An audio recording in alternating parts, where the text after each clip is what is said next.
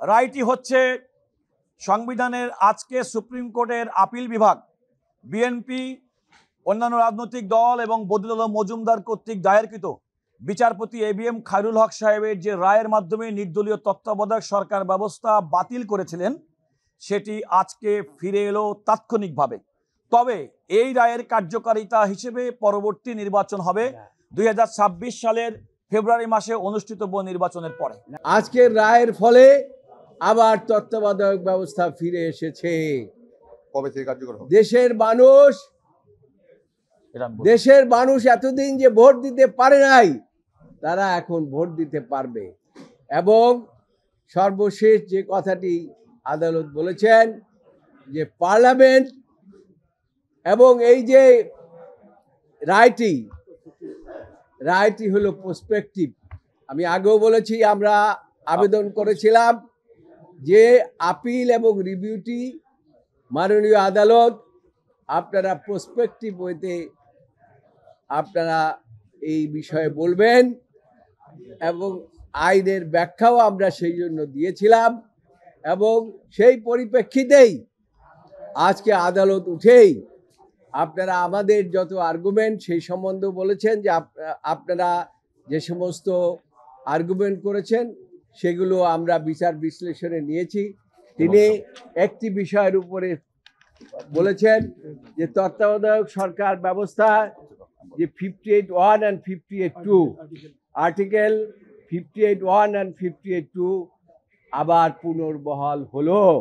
এর অর্থ হলো তত্ত্বাবধায়ক ব্যবস্থা আবার ফিরে আসলো। তিনি জাজমেন্টের অন্যান্য বিষয়গুলো বলেছে, এইটা হলো প্রিলিমিনারি। আমরা জাজমেন্ট দিলাম ইউনিভার্সালি, জাজমেন্ট ফলোড। আরো এর মধ্যে হয়তোবা কোনো কিছু ডিটেলস ইনক্লুড করতে পারে। অবশ্যই আমরা মনে করি যে এটা খুশি না, খালি ঈদের দিন আমাদের মনে হচ্ছে। তার কারণ বিএনপি খালি খুশি না, সারা জাতি খুশি। বিএনপি একটা বড় রাজনৈতিক দল, একটি বড় রাজনৈতিক দল, এবং এই রাজনৈতিক দল জনগণের ভোটাধিকারের বাস্তবায়নের জন্য তত্ত্বাবধায়ক সরকার ব্যবস্থা করেছিলেন। সেইটাতে উদ্দেশ্য প্রণোদিতভাবে নিয়ে গিয়েছে দেশের মানুষকে ক্ষতি করার জন্য, দেশকে ধ্বংস করার জন্য। সেটা আজকে এই রায়ের মাধ্যমে প্রমাণ হলো।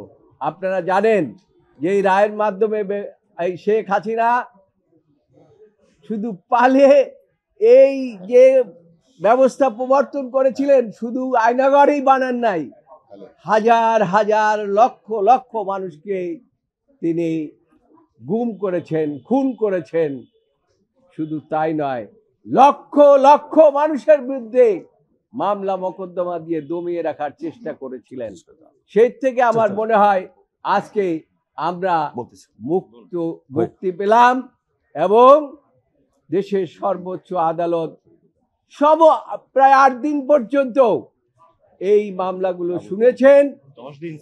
10 দিন, 8 থেকে 10 দিন এই মামলাগুলো শুনেছেন, এবং মনোযোগ সহকারে শুনেছেন। এমনকি একজন বিদেশি প্রধান বিচারপতি এসে,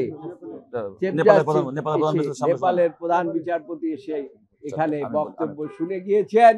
কাজেই আমরা মনে করি এই জাজমেন্টটি এই দেশের জন্য একটা মাইলফলক, এবং আজকের যে বিচার বিভাগ স্বাধীনভাবে দায়িত্ব পালন করতে পেরেছে তা হচ্ছে শেখ হাসিনা পালিয়ে যাওয়ার ফলে। আচ্ছা, জি বলেন। আচ্ছা, আমি আপনাদেরকে ইতিমধ্যেই বিএনপির পক্ষ থেকে আমাদের lead counsellor senior advocate Zainul Abedin তার বক্তব্য দিয়েছেন, আপনারা ইতিমধ্যে জেনেছেন। আদালত কিন্তু বলেছে এই অ্যাপিলটি সর্বসম্মতভাবে অ্যালাউ হয়েছে, এবং বলেছে যে জাজমেন্টটি চ্যালেঞ্জ করে, অর্থাৎ বিচারপতি এবিএম খায়রুল হক সাহেবের নেতৃত্বাধীন 7 সদস্যের মধ্যে 4 জন যারা নির্দলীয় তত্ত্বাবধায়ক সরকার ব্যবস্থা বাতিলের পক্ষে ছিলেন, এবং 3 জন যারা নির্দলীয় তত্ত্বাবধায়ক সরকার ব্যবস্থা সংবিধানে রাখার পক্ষে ছিলেন, এই 7 জন বিচারপতির যে রায়, সেই রায়টি এন্টায়ারলি, অর্থাৎ পুরা রায়টি তারা রিভিউ করেছেন। এটা হচ্ছে আপনাদেরকে প্রথমত বুঝতে হবে। দ্বিতীয়ত হচ্ছে যে এই রায়টি আজকে 7 জন বিচারপতি সর্বসম্মতভাবে দিয়েছেন এবং আমাদের দেশের আইন এবং বিচার এবং সংবিধান মোতাবেক এই রায়টি হবে নির্দলীয় তত্ত্বাবধায়ক সরকার ব্যবস্থা সংক্রান্ত সর্বশেষ সুপ্রিম কোর্টের রায়। এই রায়ের ফলাফলটি আদালত বলেছে আমাদের রায়ের ভিত্তিতে নির্দলীয় তত্ত্বাবধায়ক সরকার ব্যবস্থা, যেটি ত্রয়োদশ সংশোধনীর মাধ্যমে তৎকালীন প্রধানমন্ত্রী বেগম খালেদা জিয়া সংবিধানে সন্নিবেশ করার মাধ্যমে বাংলাদেশের জনগণ ভোটাধিকার সুযোগ পেয়েছিল, গণতন্ত্র বিকশিত হয়েছিল। যে অন্তর্বর্তীকালীন তত্ত্বাবধায়ক সরকার ব্যবস্থা সংবিধানে ফিরে আসার কারণে 1996 সালে এবং 2001 সালে মানুষ নির্বিঘ্নে ভোট দিতে পেরেছিল। যে নির্দলীয় তত্ত্বাবধায়ক সরকার ব্যবস্থার কিছুটা বিচ্যুতি সত্ত্বেও 2008 সালে বাংলাদেশের মানুষ ভোট দিতে পেরেছিল এবং নির্দলীয় তত্ত্বাবধায়ক সরকার ব্যবস্থা বিগত শেখ হাসিনা সরকার সংবিধানের ৫ম সংশোধনীর মাধ্যমে বিলুপ্ত করার মাধ্যমে আজকে বাংলাদেশের মানুষ আর ভোটাধিকারের সুযোগ পায়নি। বাংলাদেশে ইতিপূর্বে 154 জন সংসদ সদস্য বিনা প্রতিদ্বন্দ্বিতায় নির্বাচিত হয়েছে, দিনের ভোট রাতে হয়েছে এবং মানুষের 5%-এর বেশি মানুষ কোনোভাবে পার্লামেন্টের ভোটে অংশগ্রহণ করেনি। এমন একটি পরিস্থিতিতে আমরা প্রত্যাশা করি এই নির্দলীয় তত্ত্বাবধায়ক সরকার ব্যবস্থা সুপ্রিম কোর্টের আপিল বিভাগের আজকের রায়ে এটা ইমিডিয়েটলি এই সংবিধানে ফিরে এসেছে। আদালত বললেও আদালত কিন্তু বলেছে এর কার্যকারিতা প্রসপেক্টিভলি। যে কথা আমরা বলেছিলাম যে বর্তমানে যে অন্তর্বর্তীকালীন সরকার, যারা ইতিমধ্যেই ফেব্রুয়ারি 2026-এর মধ্যে পরবর্তী জাতীয় সংসদ নির্বাচনের ঘোষণা দিয়েছেন এবং সেই প্রতিশ্রুতি অনুযায়ী তারা নির্বাচনী প্রক্রিয়া চলছেন, আজকের রায়ের মাধ্যমে এটা স্পষ্টত হয়ে গেল যে এই নির্বাচনের ক্ষেত্রে এই নির্দলীয় তত্ত্বাবধায়ক সরকার ব্যবস্থা, যেটি আজকে থেকেই সংবিধানে ফিরে এলো, তার অধীনে নির্বাচনটি, আসন্ন নির্বাচনটি হবে না, নির্বাচনটি হবে পরবর্তী সময় থেকে। আমরা বিএনপির পক্ষ থেকে আগেই বলেছি, আমাদের লিড কাউন্সিলর জনাব জয়নুল আবেদিন এবং আমি ব্যারিস্টার রুহুল কুদ্দুস কাজল, আমরা দীর্ঘদিন পর্যন্ত শুনানি করেছি। আমরা আদালতকে দেখেছি এবং আদালত যেটা বলেছেন যে এই রায়টি কেন বাতিল করেছেন আপনারা খেয়াল করে দেখবেন। Error apparent on the face of record, এই রায়টা বিচারপতি ABM খায়রুল হক সাহেবের দেওয়া রায়টা কেন বাতিল হয়ে গেল। আদালত বললেন যে সুপ্রিম কোর্টের আপিল বিভাগের এবং আমাদের সংবিধানের 105 অনুচ্ছেদ অনুযায়ী আমাদের যে সংবিধানের সুপ্রিম কোর্টের যে রিভিউর যে ক্ষমতা, সেই ক্ষমতাটা তারা ব্যবহার করেছেন এবং দেখেছেন সেই রায়ের পরতে পরতে ভুল ছিল, অর্থাৎ tainted with the error apparent on the face of the record. এইটা আদালতের অবজারভেশন। আমরা বিএনপির পক্ষ থেকে মনে করি এই টেন্টেডটা বলেছে ওই যে প্রত্যেকটা ক্ষেত্রে আমরা যেমন বলেছি যে সংবিধানের বেসিক স্ট্রাকচার, আমরা বলেছি গণতন্ত্র সংবিধানের বেসিক স্ট্রাকচার, নির্দলীয় তত্ত্বাবধায়ক সরকার ব্যবস্থা জনগণের ভোটাধিকার সংবিধানের বেসিক স্ট্রাকচার, মৌলিক কাঠামো। এই মৌলিক কাঠামো পরিবর্তন করা যায় না এবং আমরা মনে করেছি নির্দলীয় তত্ত্বাবধায়ক সরকার ব্যবস্থার মাধ্যমে, সংবিধানের প্রবর্তনের মাধ্যমে মৌলিক যে কাঠামো, এই কাঠামোটা সুপ্রতিষ্ঠিত হয়েছে।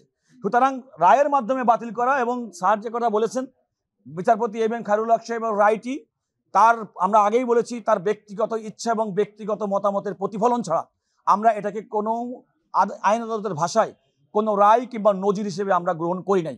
এ কারণে আমরা রিভিউ পিটিশন ফাইল করেছি। বিএনপি মহাসচিব জনাব মির্জা ফখরুল ইসলাম আলমগীর বিএনপির পক্ষে এই রিভিউ পিটিশনটি দায়ের করেছেন। আমরা কাউন্সিলর হিসেবে বিএনপি বাংলাদেশের বড় রাজনৈতিক দল, সবচেয়ে বড় রাজনৈতিক দল, তাদের প্রতি কৃতজ্ঞতা জানায় যে দেশের জনগণ ভোটাধিকার এবং মানুষের মৌলিক অধিকার সুনিশ্চিত করার জন্য তারা সুপ্রিম কোর্টের আপিল বিভাগে আমার মনে হয় যে তারা এই রিভিউটি করেছেন। আরেকটি বিষয় বলতে চাই, এই প্রথম মনে হয় কোনো একটা রাজনৈতিক এবং কোনো একটা বিষয় যেটা সুপ্রিম কোর্টে গড়ালো এবং যে ক্ষেত্রে সমস্ত ব্যক্তি এবং রাজনৈতিক দলের ঐক্যমত্য প্রতিষ্ঠিত হয়েছে গণতন্ত্র ভোটাধিকার সুনিশ্চিত করার জন্য, এটা হচ্ছে সবচেয়ে বেস্ট মেকানিজম। রায়টি হচ্ছে সংবিধানের আজকে সুপ্রিম কোর্টের আপিল বিভাগ, বিএনপি, অন্যান্য রাজনৈতিক দল এবং বদিউল আলম মজুমদার কর্তৃক দায়েরকৃত বিচারপতি ABM খায়রুল হক সাহেবের যে রায়ের মাধ্যমে নির্দলীয় তত্ত্বাবধায়ক সরকার ব্যবস্থা বাতিল করেছিলেন, সেটি আজকে ফিরে এলো তাৎক্ষণিকভাবে।